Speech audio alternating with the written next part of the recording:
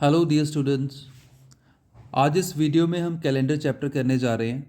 Competitive exams, चाहे वो NTSC 10th class के लिए या एसएससी के लिए या किसी भी और बैंकिंग कॉम्पिटिटिव एग्ज़ाम्स के लिए, ये बहुत इंपॉर्टेंट टॉपिक है। हर एक कॉम्पिटिटिव एग्ज़ाम में इसमें से क्वेश्चन ज़रूर पूछा जाता है।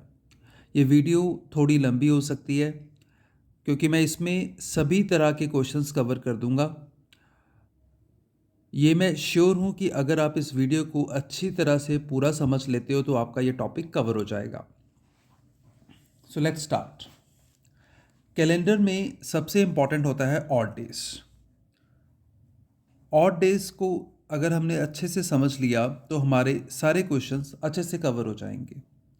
जैसे मैंने यहाँ पे लिखा हुआ है, मंडे के सामने 1, ट्यूसडे के सामने 2, वेडनेसडे के 3, थर्सडे 4, फ्राइडे 5, सैटरडे 6, संडे 7 या 0। तो ये ऑड डेज हैं। ऑड डेज का मतलब है कि एक वीक में 7 डेज होते हैं, उसके अलावा जो भी एक्स्ट्रा डेज बच जाएंगे वो हमारे ऑड डेज हो जाएंगे। अब ये एक्स्ट्रा डेज कैसे बचते हैं? देखिए, अगर हम एक साल की बात करें, 1 ईयर, अगर ये नॉन लीप ईयर है तो इसमें 365 डेज होंगे। तो हम 365 को 7 से डिवाइड करते हैं। सो 7 5 ज़ा 35 और ये 15 बचा, 7 2 ज़ा 14 और ये 1 बच गया पीछे।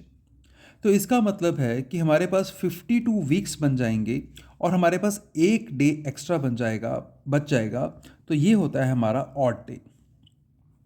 तो मीन्स एक साल में हमारे पास एक ऑड डे निकल कर सामने आता है। तो ऐसे ही हमारे पास लीप ईयर में अगर एक लीप ईयर हो, 1 लीप ईयर, तो उसमें नंबर ऑफ डेज हो जाती हैं 366। तो उसमें हमारे पास 2 ऑड डेज निकल जाएंगे, क्योंकि यहाँ पे 366 आ जाएगा 5 की जगह पे, यहाँ पे 16 हो जाएगा और ये 2 आ जाएगा। तो हमारे पास 2 ऑड डेज बच जाएंगे।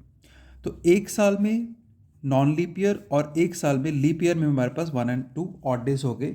उसके बाद अब अगर हम एक सेंचुरी की बात करें, एक सेंचुरी मीन्स 100 ईयर्स। इसको करने से पहले मैं आपको एक बात बताना चाहूँगा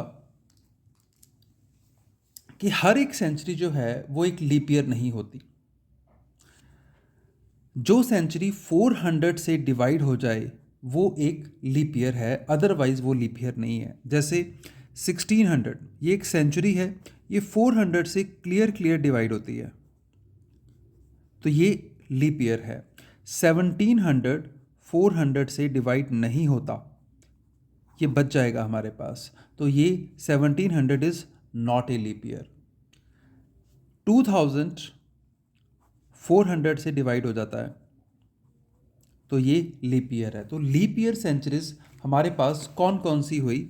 स्टार्टिंग से चले तो 400, देन 800, देन 1200, देन 1600 और उसके बाद 2000। इसके बाद मतलब कि आपको अब समझ आ ही गया, ये 2400 ये चलता रहेगा। तो ये वो सेंचुरीज हैं जो लीप ईयर हैं। बाकी इनके अलावा हर एक सेंचुरी एक नॉन लीप ईयर कहलाती है। अब अगर हम एक सेंचुरी में ऑड डेज ढूंढें, मीन्स 100 ईयर्स में हम अगर ऑड डेज ढूंढें तो कितने होते हैं? अब 100 को 4 से अगर डिवाइड करते हैं तो हमारे पास 25 आ जाता है। तो इसका मतलब है कि इसमें 25 जो है वो लीप ईयर हैं और 75 नॉन लीप ईयर हैं। पर 100 जो इटसेल्फ है वो मैंने बताया आपको वो लीप ईयर नहीं होता। तो हमारे पास यहाँ पे नॉन लीप ईयर बढ़कर 76 और लीप ईयर कम होकर 24 रह जाते हैं। अब नॉन लीप ईयर में, ये नॉन लीप ईयर है, नॉन लीप ईयर में हमने डिस्कस किया था कि एक ही ऑड डे होता है, तो इसमें ऑड डे आएगा 1। और 24 नॉन लीप ईयर में ऑड डे 2 होते हैं, तो इसमें ऑड डे होते हैं 2। तो एक के हिसाब से इसमें हुए 76 और 2 के हिसाब से इसमें हुए 48 ऑड डेज। 76 को, अब मैंने आपको यही बताया कि ऑड डेज का जो कंसेप्ट है वो ये है कि 7 से डिवाइड करके जो बच जाए वो ऑड डे है। अब 76 को अगर मैं 7 से डिवाइड करता हूँ तो 70 कट जाएगा, इसमें से 6 ऑड डेज बच जाएंगे। और 48 को अगर हम 7 से डिवाइड कर दें तो 7 9 ज़ा 63, 7 7 ज़ा 49 हो जाता है। तो हम इसको 7 8 पे करेंगे, हाँ 7 6 पे करेंगे, 7 6 ज़ा 42, तो 6 ऑड डेज हमारे पास यहाँ से निकल कर आ जाएंगे। तो ये 6 + 6 हो गए 12, 12 फिर 7 से बड़ी नंबर आ गया, तो इसमें हमारे पास 7 से डिवाइड करने के पास 5 बच जाएगा। इसका मतलब हमारे पास 100 ईयर्स में 5 ऑड डेज बच जाते हैं। तो अब हमने क्या कर लिया कि एक साल में एक ऑड डे है, अगर वो नॉन लीप ईयर है, लीप ईयर में 2 हैं, 100 साल में हमारे पास 5 ऑड डेज हैं। तो अगर 200 साल हो जाएं तो उसमें 10 ऑड डेज हो जाते हैं। अब 10 ऑड डेज का पता है आपको, 10 है या वो 3 है, एक ही बात है। 300 में ऐसे ही 15 हो जाएंगे, 15 का मतलब एक, क्योंकि 7 से डिवाइड करेंगे, 7 2 14, एक बच जाएगा, वो हमारा ऑड डे हो गया। 400 से जब हम डिवाइड करेंगे तो हमारे पास 20 ऑड डेज आएंगे, पर 400 एक लीप ईयर आ जाता है। ये सारे नॉन लीप ईयर्स थे सेंचुरीज, 400 एक लीप ईयर सेंचुरी है, तो उसमें एक डे एक्स्ट्रा हो जाएगा, सो 21 ऑड डेज हो जाएंगे। 21 डेज 7 से पूरा पूरा डिवाइड हो गया, तो मतलब इसमें कोई भी ऑड डे नहीं बचा। तो हमने इन सब बातों का ध्यान रखना है, बाकी हमारा सिस्टम बहुत इजीली हो जाएगा। अब आपके सामने एक डेट लिखी है मैंने, वेरी इंपॉर्टेंट डेट, 15 अगस्त 1947। तो अगर हमने ये देखना हो कि 15 अगस्त 1947 जिस दिन हमारा भारत आज़ाद हुआ, उस दिन क्या डे था, तो सबसे पहले हम उससे एक कम मीन्स 1946 तक हम ऑड डेज कवर करेंगे कि 1946 तक, 31 दिसंबर 1946 तक हमारे पास कितने ऑड डेज हैं, और इसको हम स्प्लिट करेंगे सेंचुरीज़ में। सेंचुरीज़ जो 1600, क्योंकि इसमें कोई लीप ईयर नहीं आता, प्लस 300 प्लस 46, इसको ब्रेक ऐसे कर लेंगे हम। पहले 400 की मल्टीपल वाली सेंचुरी निकाल लेनी है, फिर जो बच गया, फिर उसके बाद जो बच गया। अब इसमें ऑड डे होते हैं 0, 400 वाली में कोई ऑड डे नहीं होता। 100 में होते हैं 5, तो 300 में हो जाएंगे हमारे पास 15। ऐसे याद रखना इजी है, तो 5 के आप मल्टीपल में याद रखिए, 5 10 15। 46 को हमें ब्रेक करना पड़ेगा, इसमें देखना पड़ेगा इसमें कितने लीप ईयर आते हैं, तो इसको 4 से डिवाइड करो, 4 1 ज़ा 4, 6 आ गया, 4 1 ज़ा 4, 2 बच गया। तो इसका मतलब है इसमें 11 आएंगे लीप ईयर, और बचे हुए हमारे पास 25 35 35 आ जाएंगे हमारे पास नॉन लीप ईयर। तो नॉन लीप ईयर के 35 ही ऑड डेज बन जाएंगे, और लीप ईयर के हमारे पास 22 ऑड डेज बन जाएंगे। 7 से डिवाइड करोगे, इसमें कुछ भी नहीं बचना, 7 5 ज़ा 35 0, इसको डिवाइड करेंगे 7 3 ज़ा 21, एक ऑड डे बच जाएगा। तो 15 को भी अगर आप 7 से डिवाइड कर देते हो, 7 दूनी 14, और एक ऑड डे यहाँ बच जाता है। तो यहाँ पे कोई ऑड डे नहीं बचा, यहाँ पर एक बच गया, यहाँ पर एक बच गया, तो हमारे पास 2 ऑड डे कंप्लीट बच गए, कहाँ तक, 1946 तक। तो 31 दिसंबर 1946 तक हमारे पास 2 ऑड डेज आ चुके हैं। अब हम आगे चलते हैं। अब हमने 15 अगस्त को कवर करना है। सो हमारे पास जनवरी आएगा, फरवरी आएगा, मार्च, अप्रैल, मई, जून, जुलाई और 15 अगस्त। जनवरी में होते हैं हमारे पास 31 डेज। अब 1947 एक नॉन लीप ईयर है, तो फरवरी में आ जाएंगे 28 डेज, मार्च में फिर 31, अप्रैल में 30, मई में 31, जून में 30, जुलाई में 31 और अगस्त के 15 दिन। इसको अब आप 7 से डिवाइड करते हुए ऑड डेज निकालते जाओ। 7 4 ज़ा 28, तो 3 ऑड डेज बचे, यहाँ पर ऑड डेज बचे 0, यहाँ पे ऑड डेज बचे फिर 3, यहाँ पे ऑड डेज बचेंगे 2, यहाँ पे फिर 3, 2 3 और 1, 7 2 ज़ा 14 और 1। तो कितने ऑड डेज आए हमारे पास, 3 6 8 11 13 16 और 1 17। तो 17 ऑड डेज ये बचे। अगर मैं इसको फिर 7 से डिवाइड कर देता हूँ, 7 2 ज़ा 14, 14 छोड़ देंगे तो हमारे पास 3 ऑड डेज यहाँ पे बच गए। तो 2 ऑड डेज हमारे पास पहले बचे थे और 3 ऑड डेज आपके पास यहाँ बच गए, तो हमारे पास टोटल ऑड डेज हो गए 5। सो 5 ऑड डेज हमारे पास टोटल बचे। तो 5 ऑड डेज मतलब फ्राइडे। तो ये कितना सिंपल है फाइंड आउट करना कि हमारे पास किसी भी डेट का अगर हमें गिवन दे दिया जाए तो हम पता कर सकते हैं कि उस दिन कौन सा डे था। तो नेक्स्ट ये क्वेश्चन मैं आपके सामने लेके आया हूँ। It was Sunday on January 1, 2006।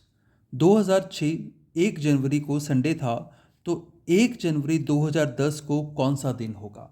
ये सेकेंड टाइप ऑफ क्वेश्चन है जिसमें आपको एक डेट का डे दिया हुआ है और दूसरी डेट का डे पूछा जा रहा है। तो इसका हम सोल्यूशन कैसे करेंगे।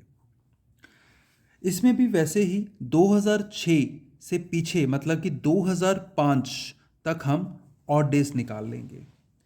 तो ऑड डेज 2005 तक, वैसे हमें पता ही है कि अगर संडे था तो इससे पीछे सैटरडे होगा। तो 31 दिसंबर 2005 को सैटरडे था।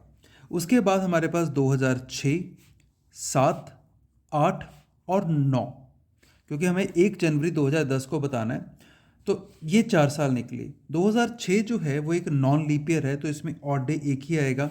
7 में भी एक आएगा। 2008 एक लीप ईयर हो गया, तो इसमें ऑड डेज आएंगे 2 और 9 में ऑड डेज आ जाएंगे 1। तो 2, 3, 4 और 1 5, टोटल हो गए हमारे पास 5 ऑड डेज। अगर 5 ऑड डेज हैं तो इसका मतलब हमारे पास 1 जनवरी 2010 को फ्राइडे।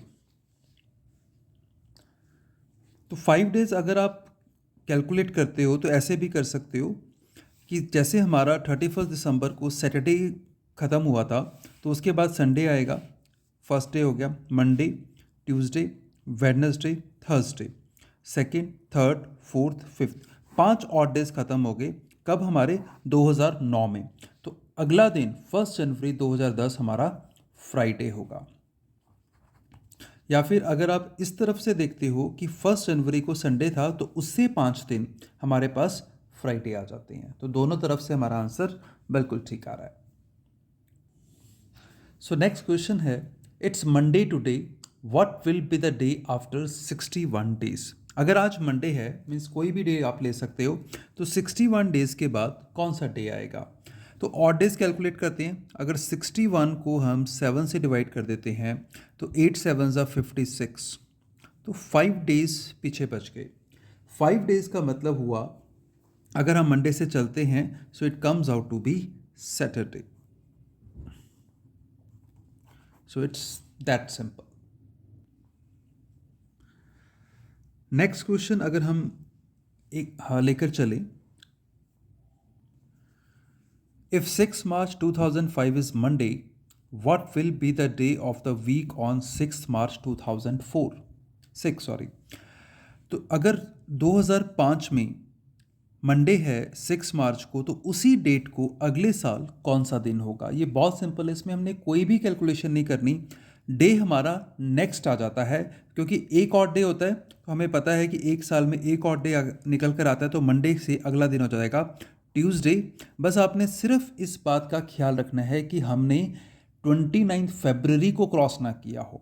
इसमें मार्च 2005 है, उससे आगे चलेंगे। 2006 एक नॉन लीप ईयर है, तो इसमें हमने फरवरी क्रॉस किया पर उसमें 28 डेज ही थे, तो इसलिए हमारा आंसर एक ही दिन आगे जाएगा एंड दैट इज ट्यूसडे। कभी कभी इसी टाइप के क्वेश्चन में बैकवर्ड पूछ लेते हैं कि 6 मार्च 2004 को कौन सा दिन था। तो हमने एक दिन पीछे जाना है, बस ध्यान यहाँ पर भी यही रखना है कि क्या हम 29 फरवरी को क्रॉस तो नहीं कर रहे। अगर हम बैकवर्ड चलेंगे तब हम फरवरी 2005 की क्रॉस करेंगे और वो भी एक नॉन लीप ईयर है, तो उसमें भी 28 डेज हैं, तो हम एक ही दिन पीछे जाएंगे। मीन्स इस दिन मंडे था तो ऑब्वियसली इस दिन होगा Sunday. So that's it for this video. मैं इसको ज़्यादा लंबा नहीं करना चाहता। अगर आप चाहते हो कि इसमें मैं और टॉपिक्स पे कैलेंडर पे क्वेश्चंस बनाऊं तो please do let me know in the comment box. Thank you. And do subscribe my channel so that you keep on getting all the updates whatever I upload on this channel.